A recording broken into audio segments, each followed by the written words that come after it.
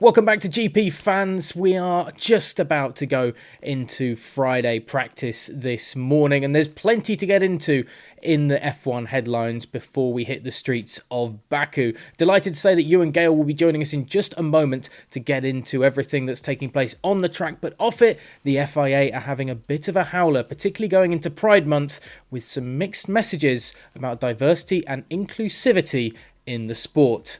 I'm Ollie Wilson, this is GP Fans. Hit the subscribe button down below, stick with us for the whole of the 2022 season, but let's dive into the start of the racing weekend in Baku. But before we get into that, let's first check in with Ewan Gale, who's in Azerbaijan covering all of the action for GP Fans this weekend. Hello and welcome to Baku. It is beautiful here. It has been sunny all week long, it's going to be sunny all weekend, and it is blistering hot.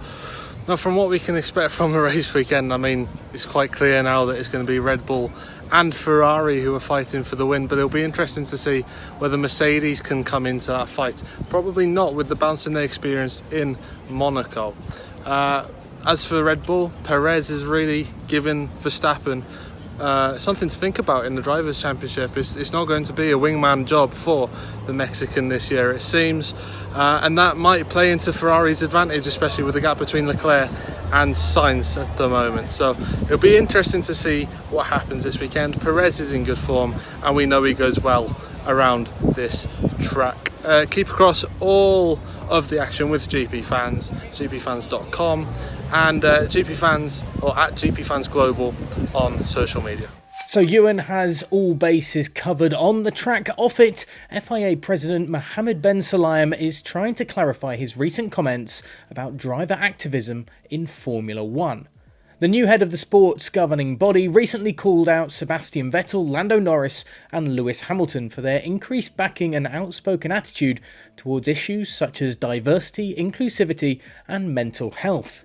Talking to Grand Prix 24/7, the FIA boss noted that drivers like Niki Lauda and Alain Prost only cared about the driving, while now Vettel rides a rainbow bicycle, Lewis shows passion for human rights and Lando Norris addresses mental health.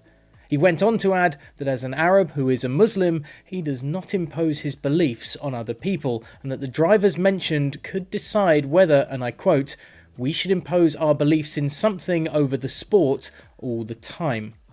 However, after facing plenty of backlash for his remarks, Ben Sulayem took to Twitter to try and clarify his comments, stating, "As a driver, I have always believed in sport as a catalyst of progress in society," he explained. "That is why promoting sustainability, diversity and inclusion is a key priority of my mandate. In the same way, I value the commitment of all drivers and champions for a better future."